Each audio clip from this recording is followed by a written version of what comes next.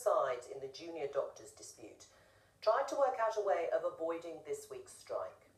Hospitals across England are busy making final preparations to cope with the walkout that starts tomorrow.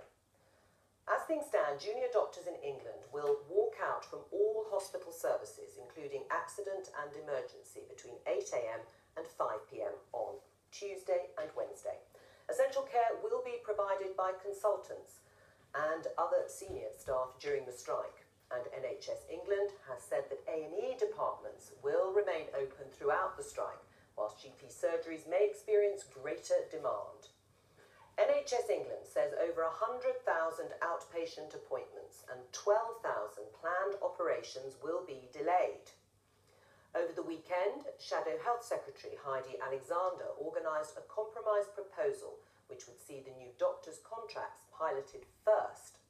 The plan was also endorsed by the former Conservative Health Minister Dr Dan Poulter, Norman Lamb from the Liberal Democrats and the SNP's Dr Philippa Whitford. However, Health Secretary Jeremy Hunt rejected the idea, arguing that the government had always planned to phase in the new contract and accused Labour of opportunism. Mr Hunt wrote to the British Medical Association asking them to call off the strike and asking for a meeting today. He went on to warn that the strike risks the safety of many patients. The BMA responded that if the imposition of new contracts was removed, the strike would be called off. Well, joining me now from outside the Department of Health is junior Dr Dagan Lonsdale. We haven't got him quite yet, but we'll come to him in a moment. Let's talk to our two guests first of all. Nadine Zahawi, no one wants this strike to happen. Of course, over the weekend, across party group of MPs, as I was saying, including a former Conservative minister, proposed a compromise that wouldn't have stopped the new contracts, but at least might have stopped the strike. Why wasn't it considered? Well, I think, look, the strike is deeply irresponsible, and I hope they think twice about it. The reason, from my reading of the facts, is that the phasing of the contract is August. About 11% of junior doctors will be on the new contract. There's already a phasing process, so to have a pilot is unnecessary, and it will also cause further delay. So, you know, if we're already phasing it at 11% in August and then throughout the year and beyond, why would you slow things down and have a pilot? Well, because it might have meant the strike wouldn't have happened. So here's the question. The whole contract is agreed other than Saturday pay. So the only thing that's remaining outstanding is Saturday pay. At the moment, the BMA refused to sit with Jeremy and actually talk about Saturday pay. That is why we are where we are. If they just sit down and talk about Saturday pay, we'll be there. What I would urge them is call off the strike, sit down and talk about Saturday pay, because everything else is agreed. Right, let's talk to Dagan Lonsdale. Let's put that to you. Have you made it a precondition, or has the BMA made it a precondition, that until or unless Jeremy Hunt actually removes the imposition of the contracts, you won't even meet? Well, that's the thing that needs to happen for talks to resume, but I'll come back to Why does there have to be a precondition? Well, it's quite obvious that if you're going to have negotiations, meaningful negotiations, they can't be done with a gun to your head, and that's exactly what imposition is. Imposition in August is completely set by political timetables. There's no need to do it in August. Doctors rotate through their jobs every 4 to 6 months. It could be at any stage throughout the year brought in. And the important thing with a contract is that it's right, proper, finished, safe for patients, and fair to doctors. But just coming back to what your guest has said, which is that it's all about Saturday pay, it's complete nonsense. Jeremy Hunt wrote over the weekend to Mark Porter, chairman of the BMA, and outlined 4 points over which there was still work to be done on the contract. And these include issues over working conditions for doctors in terms of hours worked.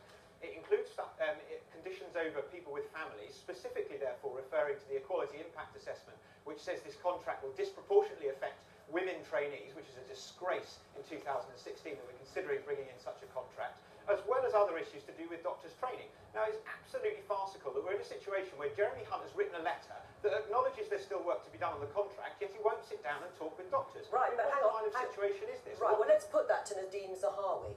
I mean, Jeremy Hunt is not handling this in any way to take the heat out of what has become an extremely poisonous argument between junior doctors and the Health Secretary. I think Jeremy's been very patient. This has been going on for years now, this negotiation. What we have to do, I think, is look at what's substantive that's left, which is the Saturday pay. Well, hang on. All Answer the question from Dagan Lonsdale, that the contract hasn't even been formulated properly. So how can they come back to the negotiating table? Well, the the moment they're refusing because of the Saturday pay. That's the crux of it. If I think junior doctors and the BMA actually say, look, we'll put Saturday pay on the table, we can be back at the negotiating table. That's the question you've got to put to them. Right, well, that question then to you, Dagan Lonsdale. Why have you got a precondition? When you're talking about potentially, according to the Department of Health, putting patients' lives at risk with this all-out strike for the first time in the history of the NHS, you won't even sit down and meet the Department of Health or Jeremy Hunt to talk about these contracts. I'll quite happily address the point. Now, for starters, I'm not a BMA representative. I am just a junior doctor, so I can't tell you the intricacies of the BMA negotiating. But your guest there has just repeated the government spin about it being Saturday's pay, despite me pointing out that Jeremy Hunt's written saying it's about 4 other things. Again, it's just complete nonsense that this is all about Saturday pay. It's much more work to be done, and I would draw your attention to the letter written last week by the BMA that said all that needs to happen for talks to resume, for the strikes to be called off, is for Jeremy Hunt to lift imposition. The ball is in his court. It is quite clear what needs to happen is that government and doctors need to work together. We have been prepared to do that throughout. Government have not. Right, but the BMA, and I take your point, you're not a representative of the BMA, but the BMA are using that as a precondition. So you are blocking a potential negotiation here on your side, which is why government sources are now saying this is a political strike. You're trying to bring down the government and Jeremy Hunt, are you? I mean, that's just complete nonsense. This has never been about personalities for me or for junior doctors. Junior doctors have always said they want to work with government to keep the NHS a world-class leading healthcare organisation. What we need to have is an honest and frank discussion about what we can afford in 2016 in times of austerity set by this government. And what we can't do is simply click our fingers and say that a 7-day NHS will happen without extra funding, without extra staff, because it meets our manifesto commitment.